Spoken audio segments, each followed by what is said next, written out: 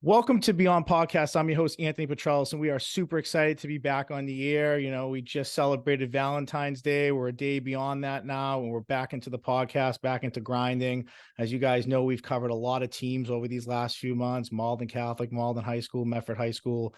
We have a lot of games that we're covering this weekend too, so we're super excited about that. But even more excited about today's guest, someone who had reached out to me, one heck of a basketball player, has a great story, a great journey of, trying to, become a professional basketball player, and the lengths that, he's gone through over the last 10 plus years of pursuing his dream. And someone who I think is great for this podcast, great for our listeners, and someone who I've been eager to have on for the last few weeks. So without further ado, ladies and gentlemen, Maurice Taylor.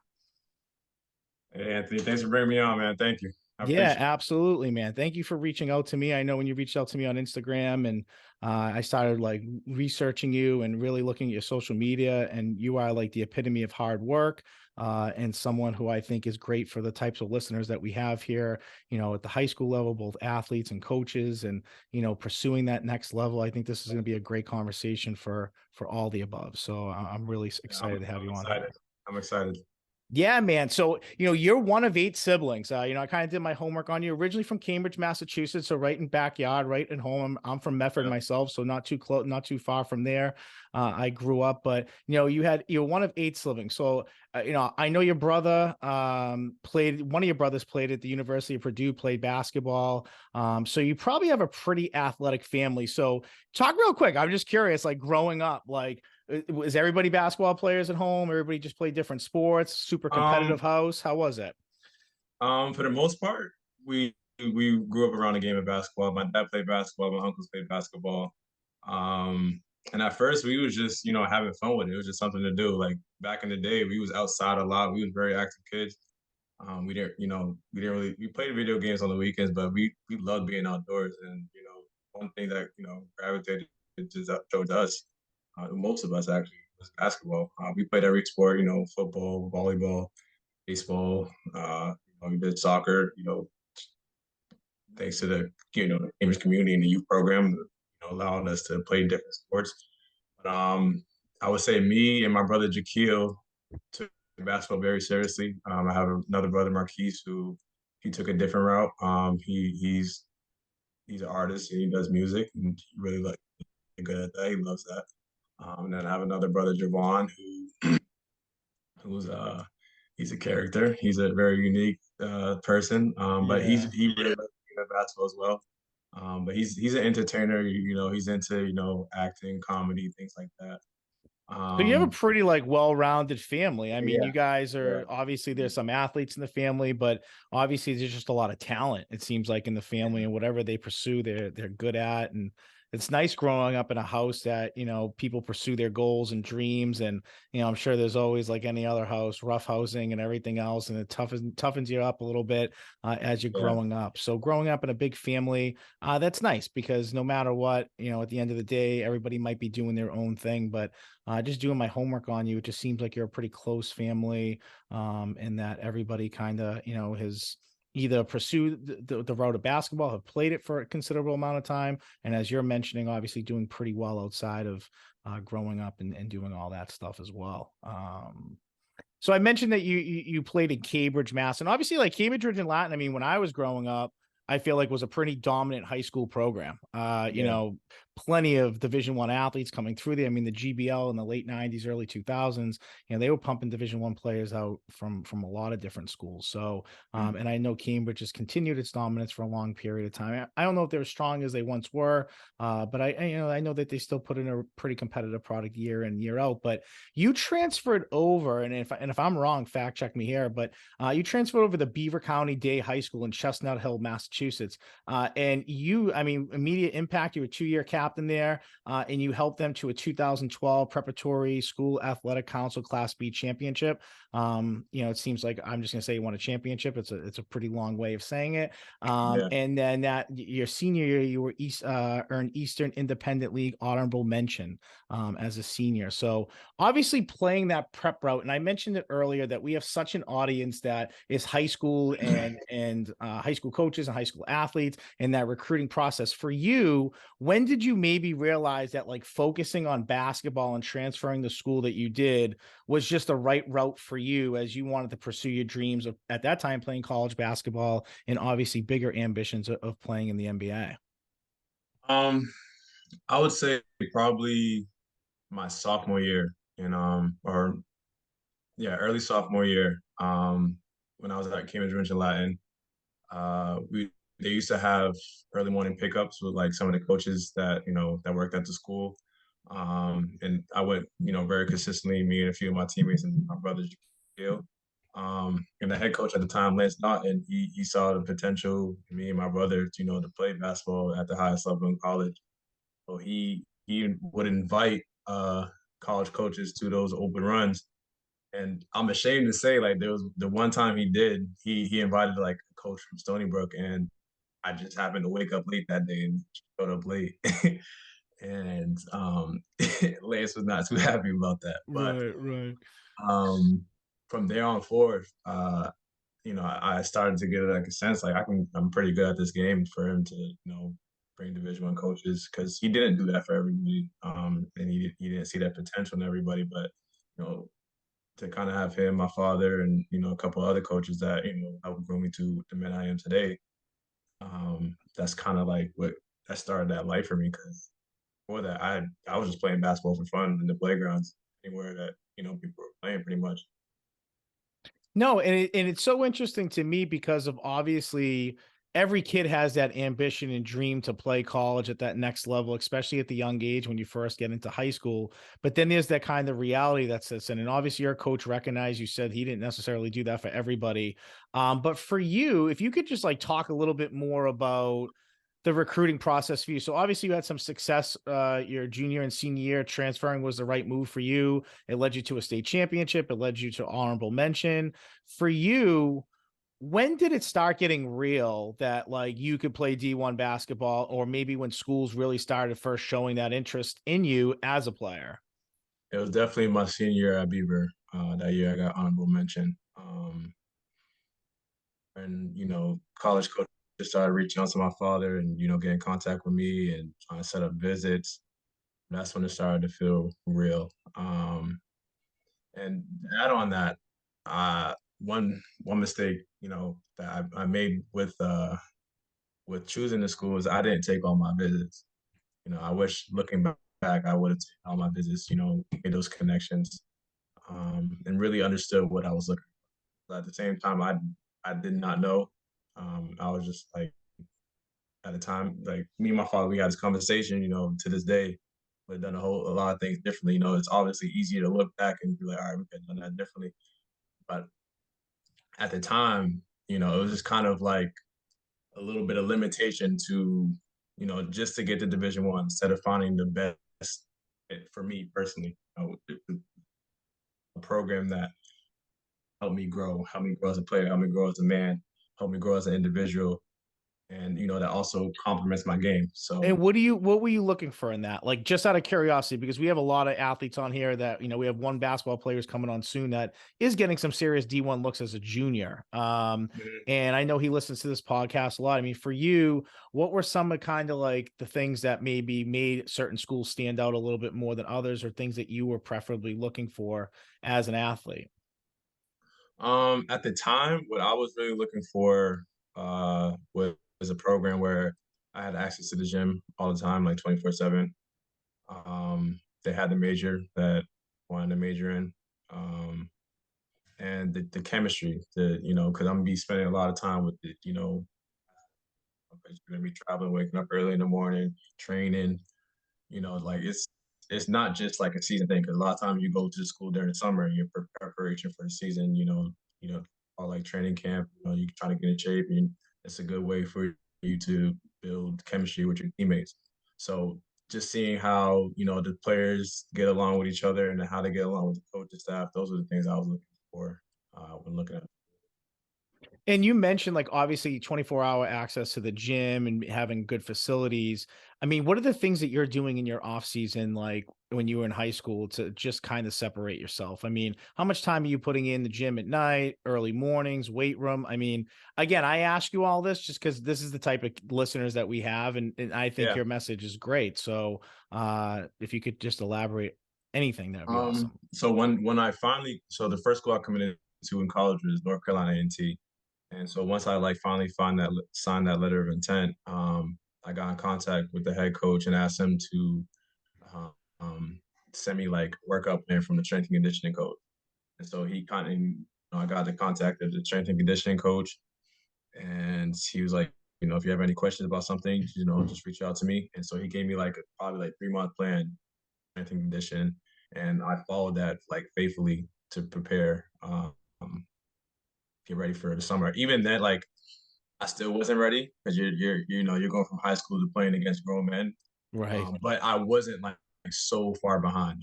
I was like I still had some work to do, but because I did that preparation, I wasn't like super far behind from the guys that I was going to compete against or my teammates preparing for the season.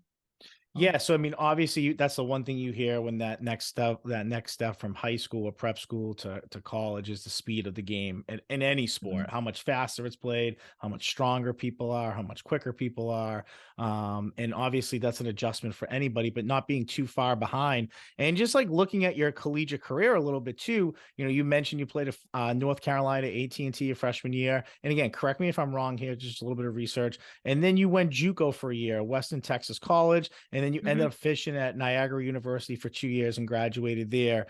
Um, Playing in a lot of different places at a lot of different levels. I mean, even the JUCO level nowadays. I mean, I'm a huge fan of the Netflix series. I'm drawing a blank right now, but Last chance year. Yeah. yeah, Last Chance You. I've watched both seasons, and it's interesting to see where a lot of these guys come from, and big time colleges that they play for, or solid Division 1 mid major schools that some of these guys play for, and then go play JUCO and then end up making it back or going somewhere else and so on. For you, just talk about your journey a little bit because that is a little interesting. A couple different spots that you played, but no one knows you better than you. So I just, Yeah. again, give you the floor a little bit to chit chat about that. Um. So back in, I'm gonna take it back a little bit. Back in Yeah. high school, there was conversation of my point guard and my wing, what's my style to play. And so I went to North Carolina A&T because I was led to believe that I can help me transition into like a point guard at my height, at 6'6", 6'7" at the time. Um, and it didn't work out there, so I went to as I'm looking for another school, I go to Western Texas College for a visit, and they wasn't looking for a point guard, but they was looking for a forward. And but like what they saw, I could fit that position, with my passing ability, my ability to get to the rim, and just my ability on the court. And What so, what just how and I'm just gonna interrupt you for a second. Sorry. In like mhm, I'm a big football guy, right? So like people yeah. jumping positions and playing different positions can be really tough depending on what you're going from to. In basketball, how big of a move is that from being like a point guard to like a strong forward or power forward, I should say? Um, I mean, for me, it wasn't too difficult. Just because I say that because my father, he really, when he was training us and helping us grow, like when we told him that took basketball very seriously, his big thing is like make sure you're very fundamental with the game because you don't know how tall you're gonna be, you don't know how big you're gonna be, you don't know when you're gonna stop growing, if you're gonna keep growing at that. So make sure you just work on every aspect of the game. So if it's in the post, work on your post work on your footwork, work on your ball handling, and I kind of just carry that with me to this day. So and like when I think back to it, I think it's this old movie with Bruce Lee. I think it's like Enter the Dragon, and Yep. he's like talking to like his master, like a scene where he's like, what's the best discipline? And he's like, the best discipline is no discipline. And that what he means by that is just like you're not just focused and locked in on, for example, playing point guard because that kind of limits you. But obviously, you want someone that can play that position. If you have five guys on the court that are a threat and that can do multiple things on the court, the team will be better. So the one thing I pride myself in is just to be versatile be able to move in ways that are unique, but also, effective to, how I am as a player. How would you agree with the when people say that basketball is becoming or has become positionless in a lot of ways? Definitely, definitely, definitely. Yeah, And, there's the pros and cons with that. But definitely, especially if you look at the NBA, a lot of big guys, like for example, Al Horford, he wasn't always a corner specialist, and now it seems like every time he shoots it, it goes in. it goes in, So right? everybody has expanded their game, especially at the NBA level. And you're 6'6". I mean, so for you, you're pretty tall point guard at baseline to begin with, right? And then, or did you Yeah, kind of grow later on? Or, I mean, because there's a lot of bigger yeah, guys you see that handle the ball, and handle the ball yeah, pretty well. I mean, Ben Simmons almost 7 feet and he handles the ball as a point guard pretty well. yeah. So Kevin for Durant, you, it yeah, probably wasn't that, I mean, size wise and height wise, probably wasn't a huge adjustment for you per se, but like yeah, obviously just learning the little things to be better at yeah. it. So you obviously had that journey and you kind of were talking. I know I interrupted with you and sorry about that, but you had just kind of talked about Western Texas and you were about to jump into Niagara University. So I do want to give you the opportunity to continue there. And sorry to Yeah. interrupt you. I was just No, no curious. problem, no problem. And so, yeah, so I pretty much learned the forward position at Western Texas College, and I made that transition to Niagara University, still playing forward. But a lot of times, because I was heavily in the weight room, I was one of the strongest guys on the team. So a lot of time they played me at center. So that was very difficult for me from, being going from point guard to forward then to center. Because our style was a little different for me because it was more of like a traditional center, staying in the post, not really bringing out to the wing or being making plays for there. It's more like playing the block and being physical down there, doing what you can to stop the other big man from scoring. So that was a Right, little bit right. challenging, but I figured that out pretty quickly, just finding who I was and staying true to myself and figuring out what worked for me. And I'll ask you this, like obviously you converted positions, you play different numbers on the court or whatever. What would you consider yourself more as a player? Would you consider yourself more offensive, more defensive? Are you, how would you describe your game best, I guess, as how you play it now? I would say a winner. I can't really label it Yeah. because like if I look up like the positions and the definitions of a basketball player, they say like a small forward can do a little bit of everything. Power forward is more of the physical guy, and they're a good rebounder. There's the dominant guy. Point guard is your general. Shooting guard is the guy that really also the secondary ball handler. And if I was to go judge myself off of that, I would say I'm more of a small forward just because I can do a little bit of everything. Okay. But just my mindset, like I always look for the winning play, so I just read how the deep. Like if I had the ball in my hand, I'm reading how the defense is playing. Open getting to me, I'll hit the open guy, and I've trust that he's gonna make the shot, make the right decision. On defense, I'm gonna do what I can to stop the ball. If they kick it out of my guy, close out under control, do what I can to make the shot difficult. Just play winning basketball. Like I love getting guys involved. I love playing defense. Like I put it like I understand it's a game first, So if you have the ball on offense, you're trying to score. If you don't have the ball, you're trying to stop. How I carry myself. What would if you had yourself in like 5 seconds left in the game, would you want to hit the winning basket or would you want to Of stop course. someone right at the rim? Um, it, I would I would much rather. Um, I would like to take the last shot. Okay. Okay. But I'm not gonna force the last shot. So if they're overcommitting, they're double teaming. If I don't have a clear shot, I don't feel like I have a clear shot, and I feel like someone else has a clear shot, I'll hit the open guy and have faith that he's gonna. Like when you're in a huddle, right? Like you're in a huddle as a timeout, late in the game, one possession you have. Are you kind of like calling for the ball? I mean, usually when you draw plays up, are you the type of player that's like kind of like, I want the ball, I want the ball, I want the ball I want type the ball in my player? yeah. I want the ball in my hands to make a decision for the team. The decision might not be me taking a shot. Like I said, it could be me dumping to the open guy. You know, but I would like to make the decision in the last play, and then I can live with this thought because I know the time that I put into those situations. Yeah, I mean, it's like you say, you always kind of want to have control of your own fate in a way. So if you're the Yeah. one who's kind of quarterback in the offense there late in the game, whether you decide to take that open shot, read the defense correctly, or make that open pass, you like to have Yeah. control of that. I get that. It makes sense.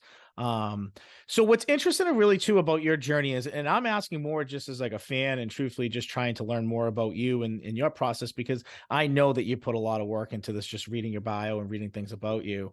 But for people out there that may not understand this, so you play a 4-year, collegiate career, you graduate, and obviously that next step in pursuing your dream into the NBA is the NBA draft or combine and everything else.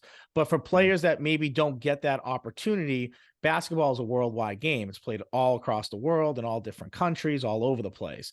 So Mhm. when that maybe doesn't happen for you as getting drafted, let's say in the NBA, what are some of the next steps like for someone like you, like pursuing to pursue that dream to continue playing professionally at some sort of level, or eventually getting to the show, getting to the NBA and playing there? What was like the route and journey that you kind of took next at the end of your collegiate career? Um, yeah, I would say after my college career, at first I thought I was never going to play basketball again because I knew I didn't have the stats in college to. But I got a letter in my locker one day during my senior year at Niagara University, and it was talking about an overseas exposure camp. I was like, oh, hold up, I can play basketball overseas. Yeah. And so I did some research on that, and basketball is like a very, very global game. It became very big after the dream team played basketball in the Olympics. And Right. that's when it really got, the level that it's at now. Like even if you look in the NBA, a lot of guys that are tearing up the NBA are guys outside of the US, Right. so so when I realized like, you know, I I just it just opened my mind a little bit. It just made me like, all right, the world's bigger than just, basically just the NBA. If I could still play basketball professionally at a high level, why not go for it? That's just kind of where I've been at with it. Now, obviously, you played in areas like I was just reading, like El Salvador and the Czech Republic. I mean, Mm. for you, talk about that experience. I mean, I've heard stories of listening to podcasts overseas that, people can make a lot of money doing that. They live like kings and celebrities over there. Some stories I've heard kind of the opposite. I'm just curious, Yeah, like your experience, like, is it just like such a grind? I mean, you're pursuing a dream, your vision, you have tunnel vision on that dream. And sometimes the ways to get there are tough, really tough. So talk about those experience playing overseas and maybe some countries that people aren't even aware that have professional basketball teams or professional basketball leagues. yeah. So my first time out of the country was Czech Republic, and I started in lower level divisions out there, and like a month later, each month I was moving up to a higher division. Um, and I really like Czech Republic a lot, and the that they play. Like basketball overseas is very unique because they really stick to the fundamentals. And the funny thing is, like, I kind of feel like it's not surprising that guys like Luca are doing and putting up the numbers that he is because he's been playing basketball against grown men since like 14. A lot here Right. in the US, you have 14, 16. All those guys are playing around the same age group. Not too many of them are playing against grown men at that age. And um, so I feel like that's kind of where we're kind of falling behind a little bit. But it was a beautiful thing to see, get back to fundamentals of the game. Seeing like guys that are 16, 17, 18 years old playing against grown men and performing and, just trying to find ways to get better. Like it wasn't super strict out there. They kind of let guys make their mistakes at that, especially at that age, they let them make their mistakes, but it wasn't like super strict. You guys sit on the bench, they let them make their mistakes, let them learn from it, they coach from it, they go through it. And it was just a unique situation to be a part of. What you play with anybody out there, young age, older age, that maybe's playing in the D League or playing in the NBA, or a known name type, or any certain plays that you want to give a Not shout out not to? not in Czech Republic, no. Not in Okay. Czech Republic. Okay. And also, I mean, it probably would have got to that point. because when I was in Czech Republic, that's when COVID hit, and so I had to leave before they closed the border. So that was tough. Yeah. I really like being out in Czech Republic. Now, I seen some things on your Instagram of like you practicing, like still doing like, training and everything else, and people wearing masks or shields. And seems like you were still getting your training back in maybe in the States. I mean, talk about that for you. I mean, you're playing, obviously, you're pursuing a dream, you're pursuing a goal, and then a global worldwide pandemic hit that basically, yeah, you got to get home or you'll literally be trapped wherever you are because borders are shutting down, no one's flying. So for you, I mean, talk about, I've heard about so many programs that have kind of shut down at the high school level and doing Zooms and everything else. But for someone who played professionally and was in the middle of a season or the beginnings of a season, depending on the time period, I mean, what did that do for you as far as, pursuing your next steps and figuring out maybe what you were going to do next? I was in the same space as like pretty much everyone, like it was just kind of like I didn't know how serious COVID was when I was in Czech Republic. I had no clue, because like there was talk about the coaches at the time where it's like we don't know if there's going to be a game because people are getting sick, and I'm like, all right, so why don't they just like say no spectators and we just play the game? And they was like, I don't think you understand how serious this is. Like it's Right, out of our right. hands.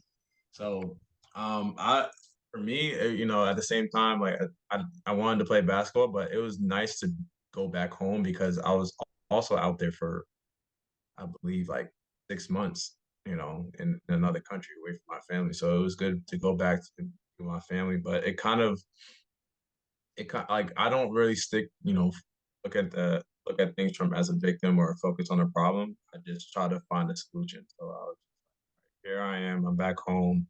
What can I do to stay in shape? And a lot of times, or what can I do to strengthen my mind? So a lot of times I'm probably like reading books or listening to podcasts or just doing home body work. I have resistance bands, workouts like that. A lot of times, the hoops outside were luckily it was warm outside when I came back home, but a lot of hoops were boarded or taken down. So I just had to find ways to get creative and just work my ball handling. And then when I go back up, I want to be super out of whack or super out of touch. And still have a little bit of feel. I just in that space, I was super creative and just trying to find ways to to better myself. And I think that's great, because I think sometimes when people perceive athletes that make it professional, at least young kids do, there's that perception of they kind of made it to their pinnacle, they're there. And some kids, think that's where you plateau and that's it. So to hear you playing at a professional level, coming back and just being creative and finding ways to continue to train and continue to develop your game to get bigger and stronger, waiting for that next step of when COVID clears, here are maybe my opportunities or what I might still have doors open and to be able to do that. And part of that's honing your skills and making sure you're as sharp as possible for Yeah. those moments when they arise. So I think that's real cool. And obviously a bizarre situation. Everybody has their COVID stories of what they were going through and how they went through Hmm. it and how they had to pursue it. But, you being overseas is just even that much more interesting because getting in and out of the country and getting home safely. And like you said, no one knew. I mean, I remember I'm a school teacher, I'm a fifth grade teacher. And I remember when they basically told us on that Thursday that like, we're going home and we're not going to probably come back tomorrow.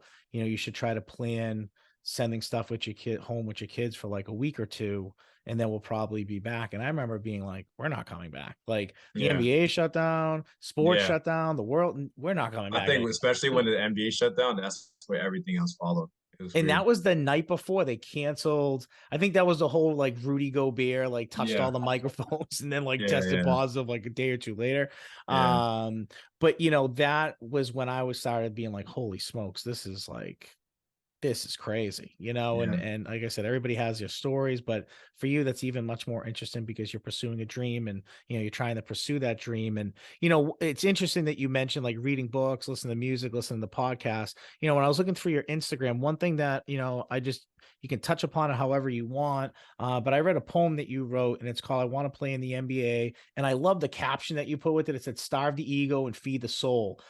So you mentioned you're a big reader, so you probably read all different types of book. But I mean, talk about the motivation, I guess, the inspiration to write a poem about that, and not only that, but really just to put it out there for people to see. It's not when I do this, it's not easy for me to put myself out there sometimes and say things that I say, or, sometimes I think people laugh at me or whatever, but for you to put something out there that you're passionate about, your dream, I mean, just talk about that a little bit, as far as that poem, the inspiration behind it, and really how you kind of put that together. Cause it's long. It's long. Yeah. Yeah. I wrote it when everyone was on lockdown during COVID. And during that isolation, it just made me realize a lot. And it made me realize, like, for a long time, I was like scared to go ahead and say I wanted something like that. I didn't like, I was conditioned to believe, well, I wouldn't say I was conditioned to believe, but I didn't know it was okay for me to believe it'd be great. Like a lot of times, like even when making the decision to go to North Carolina A&T, I feel like I settled, where I could have, instead of like, because a lot of times too, you hear guys that go to high majors, as a freshman, like, Duke, Kentucky. If you're not playing that first year, they recruit over guys because they're big name school. They're always, looking for the next best thing. And it's a lot of times you do got to be realistic, but a lot of times I was like led to believe that, what if it doesn't work out? Instead of living in that space of high frequency, what if it works out how I imagined it or how I dreamed it would be, instead of focus on the negative. What if it works out positively? What's the best that can come from it instead of the worst that can come? And so that's kind of where I was writing that poem from, that space of, I want this. I want this dream, and I'm not afraid to share it. Even though I've been, I talk talk about it in the poem, but even though I said, um, lose my train of thought, but Yeah, the poem just talking about like pursuing your dreams, and you did it during COVID. I'm just trying to recap everything to try yeah, to no, get it I back on appreciate it. track. Yeah, yeah. So thank you. I speak on, kind of that space of, kind of being afraid to want that dream. And I kind of, go down that journey of finding myself and, saying I want that dream and not being afraid to say I want that dream and just be like, this is who I am and I'm accepting it. And hopefully you accept it too. But if you don't, I'm still going to be me. And that's kind of like, that's the space I was writing from. And, a lot of people was able to connect to it because, like, a lot of times our ego get in the way of past traumas of things, when things didn't work out, we kind of, stay in that place of, what if that happens again? What if it doesn't work out again? Or what if I fail again? And I didn't want to, let that define me. And that's kind of like where that poem was coming from. And a lot of people connected with it. A lot of people was like, yo, thank you for sharing this. Thank you for doing this. And I'm surprised that you brought that up. I didn't know this conversation was gonna go. So when you brought that up, I was like, oh, okay, here we go. We're going back today. Yeah, and truthfully, the reason I brought it up because I thought it was great. I really thought it was great. I read it twice. I read it yesterday, and then I actually read it during one of my professional development trainings today.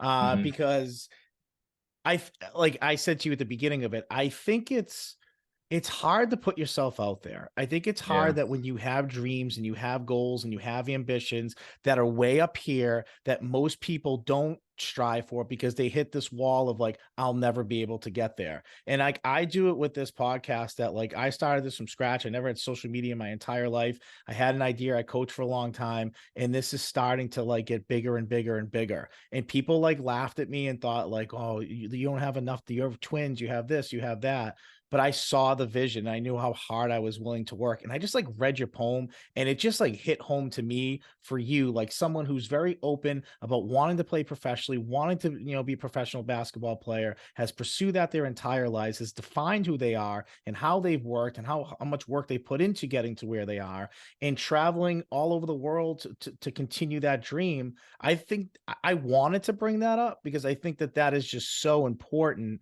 in who you are as a person, and any team or organization that is looking at you would be crazy not to just based off of work ethic and based off of just like wanting it and grinding and being a team player and willing to play multiple positions and comes from a good family. Like, yeah, man, I just felt like that was important to bring up. And I know I didn't necessarily, say it to you, but I think when you put something out there like that, it's not easy. And I just wanted to Yeah, give you some love for it, because I think that people are always going to have their opinions and be haters and look at things that people post and being like, oh my God, oh my God. But when you're passionate and you care about something and you want to be the best at it or the greatest at it or one of the best at it, like, yeah, dreams are dreams, man. So I loved it. I thought it was great. And yeah, good job for writing it. I appreciate you for sharing that, and Yeah, that's yeah. that response is kind of what it's about for me too. It makes everyone has a dream, like you said, and so it makes the dream less lonely. You know what I'm saying? Like even though our dreams are different, there's still a connection behind it, and Yeah, so and, that's and I appreciate what that. comes with it, and what Yeah, comes with it. I mean, people are only reading a post, but they're not seeing the early hours that people are sleeping and cozy in bed, that you're out in the court and working out and putting yourself in a better position. And nighttime, when people are hanging out with their friends and having a good time, whether that be in high school and college, you're looking yeah, for areas to go into a gym and work harder by yourself and grind. And there's no cameras on you, there's no people watching you, there's no one holding you accountable for that. You're just doing it because that's what it takes to yeah, maybe accomplish the dreams you want. So yeah, I totally get that, and that's what really, like, even having you come on this podcast, like just reading what you wrote to me and then looking into you a little bit, it's like, yes, this is like what every high school kid needs to hear, because it takes a lot of work to get to the point that you want to get to. And yeah, sometimes this generation, I feel like they give up so easily sometimes when things just don't go their way, or they don't get that first crack at it, or someone gets picked over them, that it's immediately like I could have, would have, should have, instead of just saying, okay, what do I have to do next to now pursue it? I hit a roadblock or I hit a detour.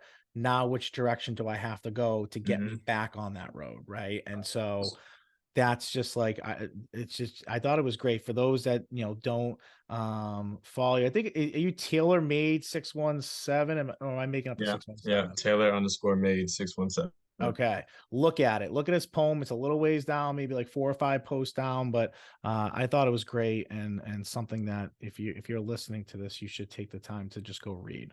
Um Growing up, I'm guessing you're either a Jordan guy or a Kobe guy. I'm gonna guess Kobe though, because the overseas stuff. Am I right to guess that? Yeah, only Kobe because that was during my time. Jordan was way before my time. So I was born in Okay. '94. So Okay. Yeah, I Kobe. mean, so you talked about, I mean, Kobe in the same way was playing at a young age overseas against grown men and just came in the league ready to play. So, I guess I had a guess, I knew you That were was a right great around guess. 30. That So I was like, it's either Jordan, Kobe, or maybe he's just a LeBron guy, was but, a great guess. yeah, but, talk about that, because I mean, that's a person who just like, I've always loved Kobe, but I think I appreciated Kobe more, unfortunately, like when I joined social media after he had passed. Because when I Hmm. started this podcast, it was right around the pandemic, 2020. I probably didn't start Instagram till 2021. And now Hmm. I find when I look on Rails, there's more things that pop up with Kobe Bryant talking or stories about Kobe Bryant that just like automatically go to my feed, maybe just because of the things that I look at or Yeah, typically look at. And I never just knew that other side of him, that like animal dog in him that just like wanted to win. Was almost like when you watched like the Jordan documentary the of the last dance. Yeah, 98 Bulls, like their mindset is like they want to win, they want to be the best, and yeah. they don't care how they get there, and they want to make everyone a better around them. So Hmm. growing up, you obviously a big Kobe guy, but do you feel like he's just influenced you in so many ways, as far as even today as yourself as a professional basketball player?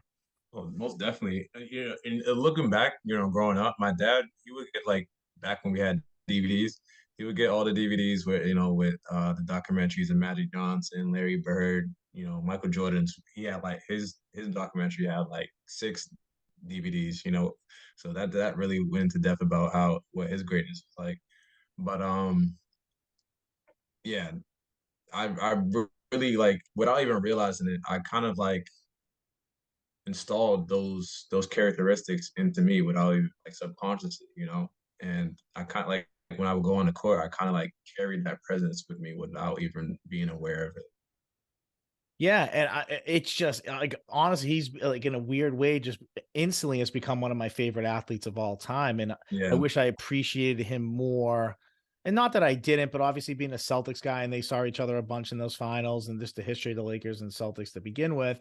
But I felt like I never really appreciated Kobe till post basketball of just Yeah. the type of mentality and the Mamba mentality and like just reading things about him and watching little clips about him. I'm just like, oh my God, this guy was different. Like he was so He lived what he different. talked about. He really lived what he talked about. Even And, the you know, Redeem team, same thing, yeah, right? I mean, those yeah, dudes said they were coming in from partying like at 4 o'clock in the morning. This dude's in the weight room working out. Like these guys haven't gone to bed and he's already slept and up and working out in the morning before their workouts. Like it was yeah. just crazy. I mean, the thing that made him different though, because like for me, I want to be the best version I can be. And you know, Kobe talked about this too. I'm probably for you too. You probably want to be the best version you want to be.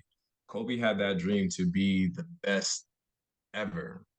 You know, so he kind of took it as like, all right, if I'm gonna be the best ever, the more I practice, the more I work out, the more I train, the better I'm gonna get. So he wasn't training 2 times a day because a lot of guys are training 2 times a day. He was training 3 times a day just to get one more repetition, one more step ahead of the guys that were, you know, he was competing against. And by the time they realized he was doing that, it's already too late because now he's already been doing that for 10 years. You know, you trying to catch up. I've been doing this for 10 years. You're 10 years too late. Now Yeah. you gotta try to catch up to me, but I already feel like I'm great. Already put in the time. I already put in the hours, and so, like you said, like all that information came out after he passed. But like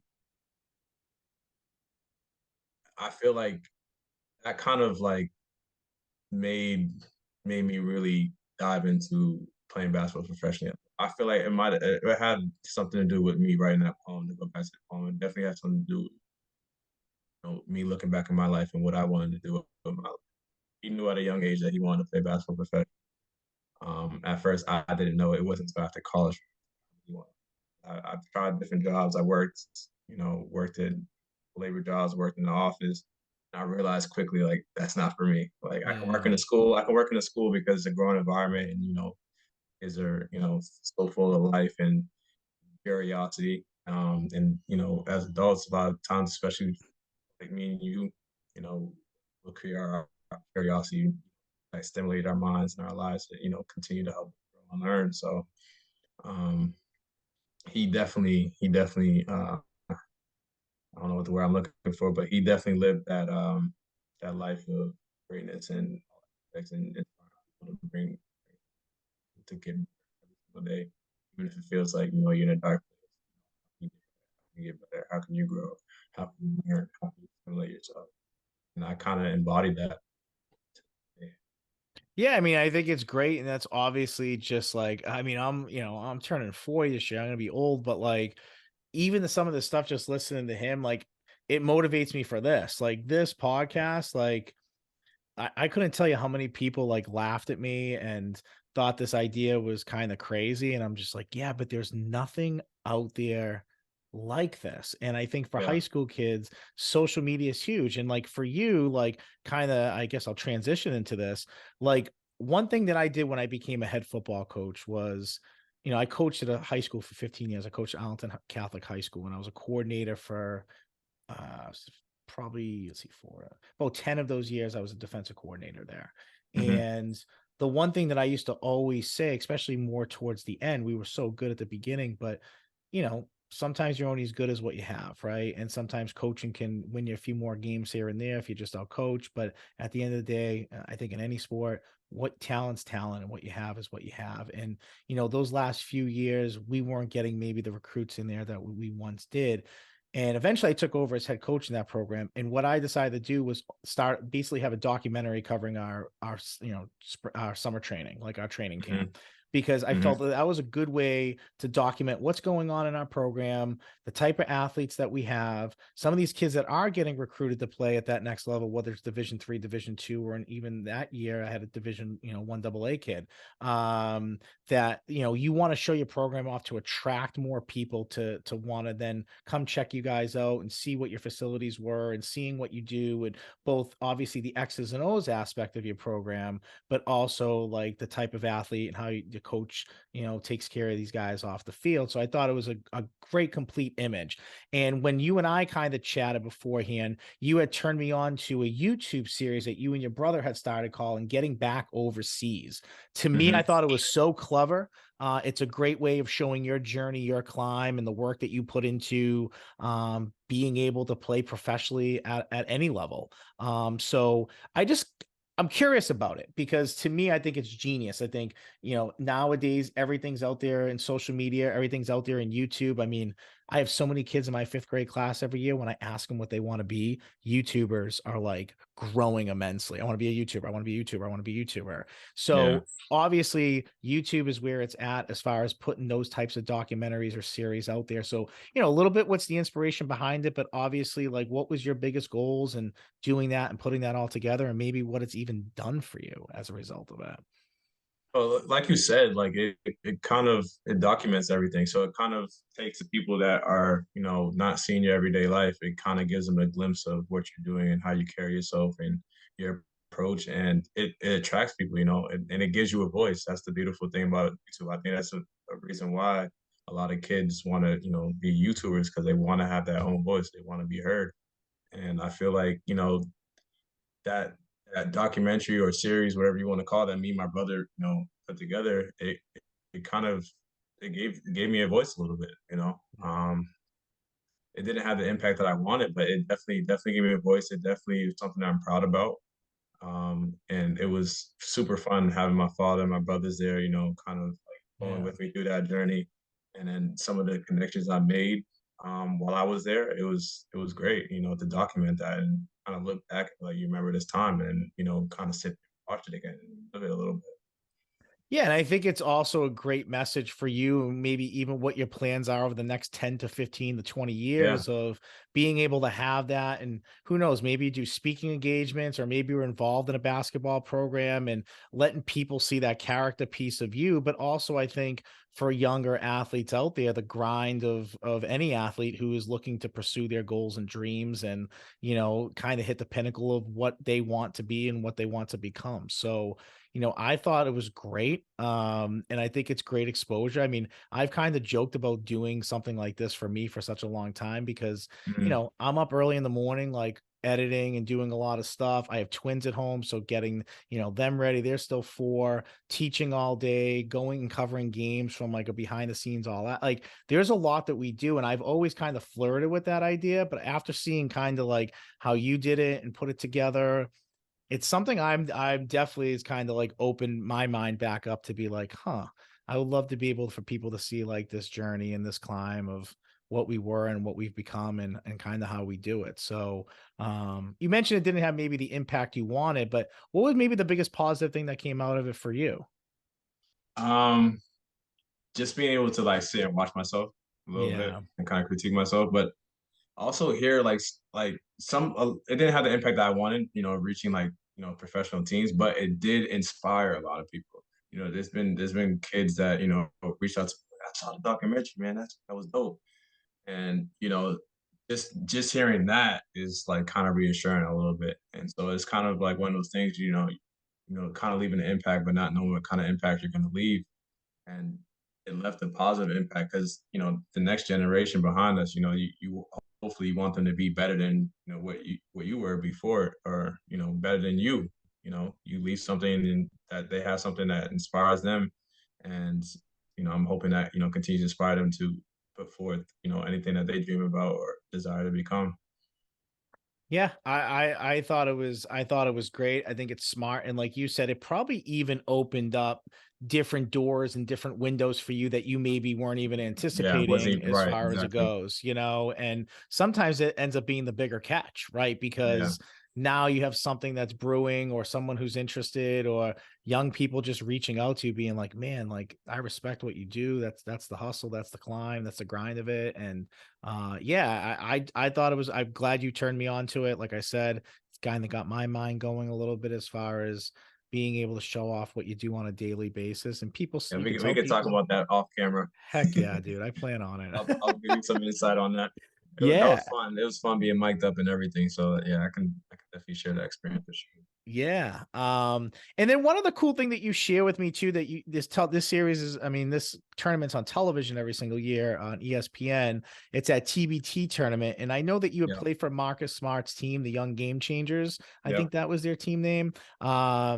Just that experience, how that selection process goes. And then obviously a tournament like that, I mean, it's pretty like I've watched like minutes of it like on TV and just to kind of see the talent. I mean, there's talent, basketball talent is enormous. So it's played all over the world, but it seems like a pretty fun and interesting tournament. Sometimes it just stops at a random number, whoever team gets the whatever first. And, so I Yeah. always find it a little interesting. So just to give you any insight that you want to talk about that at all, that would be great.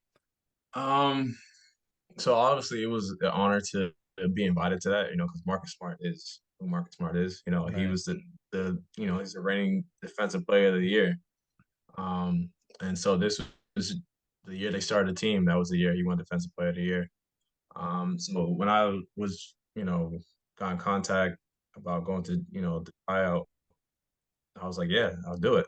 Um, and it was like it was awesome to be a part of because we had a lot of guys, that played in the NBA or in the G League or yeah, the G League or in top, European leagues overseas. And just to be in that presence, it was like I was a fan, but I also didn't feel out of place. It was kind of like, all right, I'm really here. Like I match up. See if this work that I put in, is really,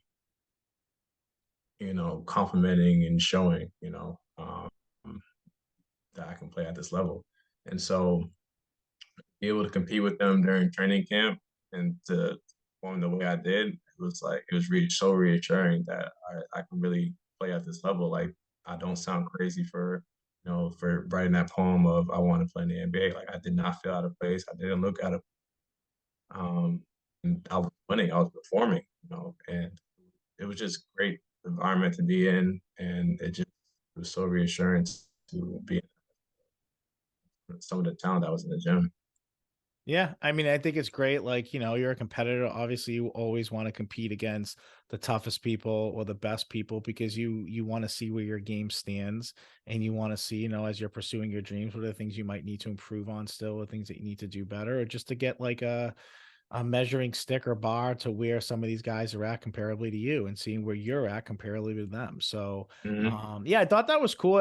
Just doing that research. And then I kind of asked you a little bit about it off air just to make sure that I had my ducks in a row with it too, that we're talking about Yeah. the same thing. So, obviously, listen, you're a heck of a basketball player. You've played I don't care. You play college, anything, you're good. And for you playing in the, playing overseas, and really honing your game and playing against competition and being able to come back to the States and continue to work your game in a time during COVID, letting people know about your passions and dreams and you pursuing that to you getting opportunities like this, a documentary series. I mean, you're getting yourself out there and exposing yourself really well to pursue that next step for yourself. So what's kind of on the docket for you right now? Like, where are you kind of at right now, as far as hoops goes? Any opportunities or doors that might be open for you? What's kind of that next step, or where you might just currently be at this point, as far as your journey goes?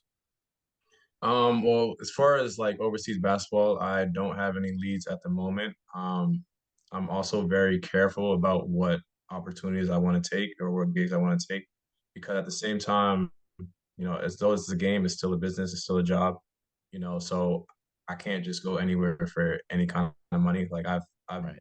had the experience. I played at, in countries and I've gotten better in certain environments, but at the same time, growing up, like I have bills to pay. So, but Right.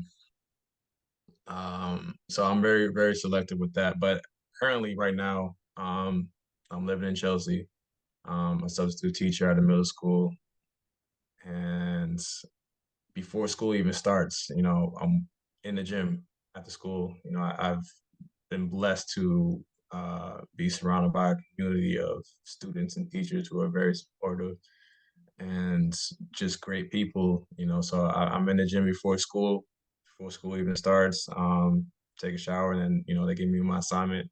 I go to the classroom, substitute for the day, and when the day's over, go back to the gym to get a lift in, and then go back home to do it all over again. So it's just kind of in that space of just trying to stay ready and just try to stay creative, like back in that space where I was in when when COVID was going on, trying to find ways to kind of like unlock new potentials in my body and to really become the best player I can be every single day.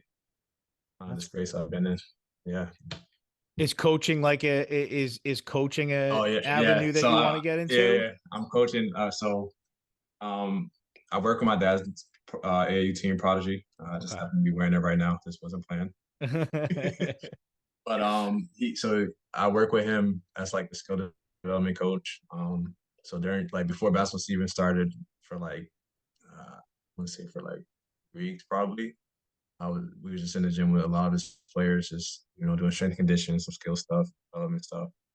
Um, and even at the school that I'm at now, at the middle school, I'm a coach for the intramural girls team. So a lot of these girls never play basketball. So Oh boy. yeah, yeah, yeah. But it's super fun. Like they're super enthusiastic. At the same time, it helps me with go back to the fundamentals and the foundations of the game. Because a lot of times as a professional, you can get so lost uh of where you're at of developing as a player. Like, you want to do all the things that bring entertain people or draw crowds, but a lot of it comes back, goes back to the foundation, the fundamentals of the game, the basics. Stick it to the basics, catching the ball in triple threat. Before you even make a move, you're reading how the defense is playing you.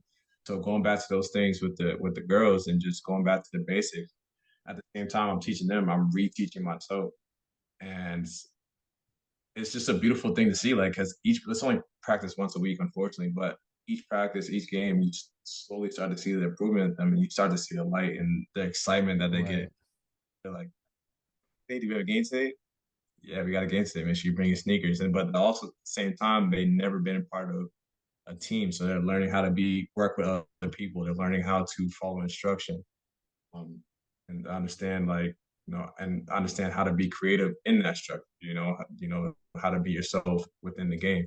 And so it's just a beautiful thing to be a part of. So I love coaching just as much as I love playing. So I'm like super blessed to be where I'm at. Obviously I'm not where I want to be, but I'm also blessed to be where I to be living today to be able to share this on information and have the conversation with you. So it's a beautiful thing.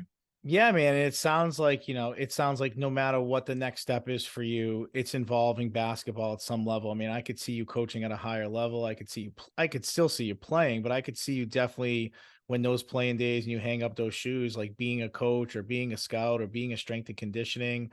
I know you went to school for like psychology when I kind of like Yeah. researched you a little bit, and you seemed like that was a big, I mean, there's so much psychology in any sport, but especially basketball. I mean, for you, do you feel like that was a big interest for you of why you wanted to go into psychology, like the mindset of an athlete or the mindset of a person like yourself who just kind of pursues those dreams and is willing to kind of do whatever it takes to do that? I mean, is that connected at all or just different? Yeah, it's definitely connected. And the funny thing is I started off as like my major was sociology and Okay. I took a class in psychology and I didn't do that good in the class, but the class was so interesting to me. I was like, I have to transition, like you said, like just the mindset of things and how people approach things and the philosophy or not the philosophy. I'm starting to forget some of the terms already. But, You don't have to worry about that now. You still got yeah, basketball and I'm not at everything. school no more. But but just some of the studies that behind the psychology major, which it just caught my attention. It was like, man, I could learn so much just from being in this class and being in this environment and getting this major. So I decided to make that switch, and it connects to almost anything, any discipline, Right. any path of life a person takes. Yeah, and I'm seeing that a lot more in the college. People are taking sports psychology. It seems to be a major that is growing in a lot of colleges and universities. So, Yeah, again, psychology is such a big umbrella of things and more specific. And like you said, it's a mindset thing. I mean, the people that you look up to and follow, professional athletes, people in your life, I'm sure the similarities of mindset and hard work and dedication is it's all part of someone's mental psyche and who they yeah. are as a person. So for me, it was another way to connect, because everybody thinks, everybody has emotions, parts, so it was just a way for me to connect on a deeper level. instead of just, Yeah, and I think um, you have to. Like, I think yeah. just in general in life, you have to, right? But like, especially pursuing what you're pursuing, there's ups and downs, there's politics to everything. I'm sure at times that you feel like you might be better than someone out there, or should be getting more minutes than someone out there. And, so there is a whole mental aspect to being an athlete, understanding an athlete, getting into an athlete's like psyche or head to really understand, who they are, how they overcome, how they, Mhm. persevere and all that. So it's all connected pretty well. Yeah. So I could see you most certainly doing that. And even going back to your documentary video, I think that that's something that, I want to help you get that out there too. Like we could talk after about sending the link and just kind of talking more about it. And yeah, but I think that, you seem to really know how to do the right things to put yourself out there. And not only that, but doing it the right way. Like so many people sometimes just try to get things out there to get things out there. And it seems like just looking at your Instagram and your homework, it just seems like you kind of do things the right way. And I you don't try. I made mistakes. oversaturate. Try. Yeah, and I think you do. I think that, it's important for people to see your hard work. Is sometimes I take that as, oh my God, people are gonna think that I'm this or that. I brag about this or I brag about that. But it's like, you know what? You work as hard as you work. You want people to see the work that you are putting into it to understand Yeah. what maybe loving something means. Sometimes people don't love something enough to put so much work into it and dedicate their life to it. And that's not a knock to them, but they just don't understand maybe being so truly passionate about something that it's like all you eat, sleep, dream, and think about, and Mhm. work for. So no, I think that you've done it the right way. You've been doing it the right way. I'm honored to have had you on here today. For the audience that we have and the podcast that we've been running the last few years, I've had on some great coaches and some great athletes. And it's nice to do every once in a while these episodes that don't necessarily have to do with the high school world, but pursuing somebody who's maybe taken those high school sports ambitions and have made them bigger to collegiately, professionally, or even turned it into some sort of line of work for them or business. I love having those guests on here and there. And I think that's what you really have done for us today, is for my listeners out there. Like, again, they're going to have plenty of videos to watch and links that I'll put out there. And, listening to this episode, if people don't know who you are, I'm sure as soon as this is over or during this, they're going to be Googling you or looking you up on Instagram to kind of see who you are. So I'm excited that we're able to, if nothing else, re-put you on the map for not only the great basketball player you are, but just like the great young man that you seem to be. And, a lot of athletes could learn a lot from you just from that psyche and attitude and performance standpoint. Thank you, Anthony. And I appreciate you for, even starting this podcast and sticking with it. Like you were saying, some people might have laughed, but, it brought me here to you. So I appreciate you for sticking with it. I appreciate you for all that you do to, put, basketball sports in Massachusetts on the map, So this is a beautiful thing. I was pleasure being here with you. Thank Yeah, you. man. Thank you. So, ladies and gentlemen, from Beyond Podcast, I'm your host, Anthony Petralis, Maurice Taylor. Keep an eye out, keep your ears open for him. And thank you guys. Till next time.